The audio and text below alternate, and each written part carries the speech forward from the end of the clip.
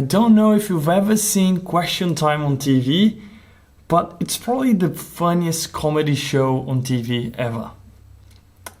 Yes, that was criticism. It's actually kind of sad. Hello everyone, my name is Renato Costa, this is Aussie Law, and today we will talk about Question Time and Dorothy Dixers.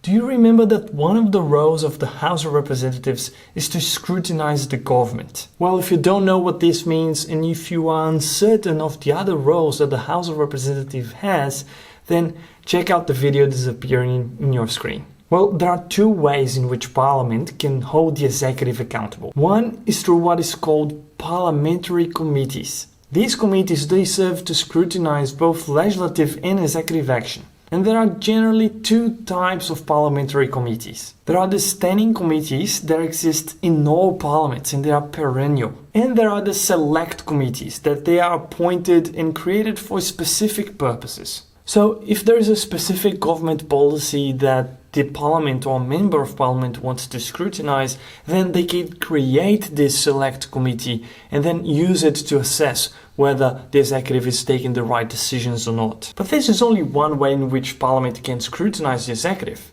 because the other way is called question time.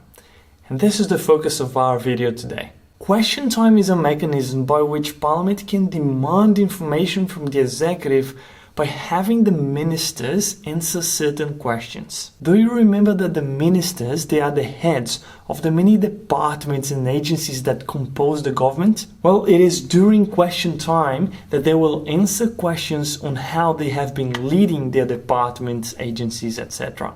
During question time, ministers are invited by the opposition and by members of their own party to answer questions about the decisions and actions of the government. What does Department X intend to do to give a better approach to the situation Y? How has Agency Z responded to the short supply of H during this current crisis? Why has your department spent money on this when it should have been spending money on that? By answering these sort of questions, the minister is being held accountable for their department's decisions and actions. If you think about it, the whole government is actually being held accountable by that.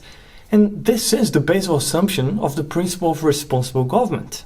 So how does question time work? The process usually starts when the Speaker of the House or the President in the Senate asks the question, are there any questions? Usually the opposition would just go like, yes, I do have a question for the Prime Minister or to any other minister of the government. These questions are called questions without notice. They are asked on the spot and the minister must answer them on the spot as well. During the Gillard government, a number of reforms were introduced to make this whole process of question time a bit better. They included putting a cap on the time that the minister had to answer, so that would allow for more questions and more answers to occur. And there was also the change regarding supplementary questions that allowed more questions to be asked. And this all happened so to prevent question time from becoming a spectacle, or rather a circus. All in all, these were all formal attempts to reform question time, making sure that it was accomplishing what it was supposed to accomplish. That is, guaranteeing that the government of the day is being scrutinized by Parliament through the gathering of information about governmental decision making. Now, I don't know if you noticed this, but I've said that the ministers will be answering questions from people from their own parties, but also from the opposition. And they do that in an alternate manner. A non-government member will ask a question, the minister will reply. A member of the government will ask a question, the minister will reply, and it will continue like that. Now, can you guess what the problem with this is?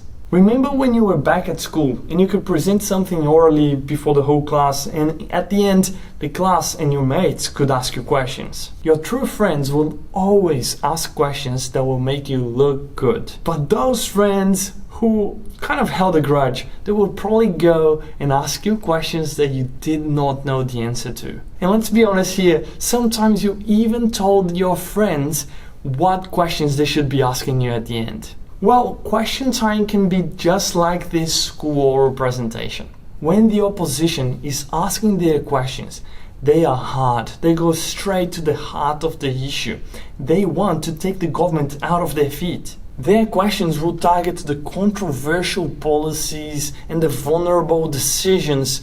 They're going all in to try to find where the government is doing wrong. However, when the members of their own parties are asking them questions, those questions are just self-fulfilling. Minister X, can you tell us how your policy P has completely changed the approach in all of the world that we deal with this particular issue? What a Dixer. Yeah, what a Dorothy Dixer. Dorothy Dix was this journalist who is reputed to have invented readers who will ask her questions and then she would answer those questions. Basically, she was creating questions herself and attributing it to readers, and then she would have to write the answers to it, and she would keep on doing that all the time. A Dorothy Dixer then is someone who answers the questions that they have raised. And Question Time is full of Dorothy Dixers. All the time, they are everywhere. And of course, this is not ideal. If Question Time exists to promote scrutiny and to hold the executive accountable, then Dixers are just a waste of time. But they are part of the political game though, so it's unlikely that we'll see that going away. I also don't want to see you go away, so please make sure that you are subscribed to our channel already and you can join our Aussie law community as well as a member. So during Question Time, when a member of the opposition is asking a question, we say that that's a question without notice. But when a member of the same party is asking the question, they're probably just being Dixers, Dorothy Dixers. Well, when the Question Time is over, then the remaining questions will be included in notice paper. These questions on notice will then be responded by the relevant minister in writing. Finally, you must be asking, who controls all of this? Who will be the timekeeper for the questions and answers? And who can tell whether the minister is really replying and answering the question or is just saying whatever? That is a job for the Speaker of the House of Representatives or the President in the Senate. In my next video, we will talk about them. Until then, ciao.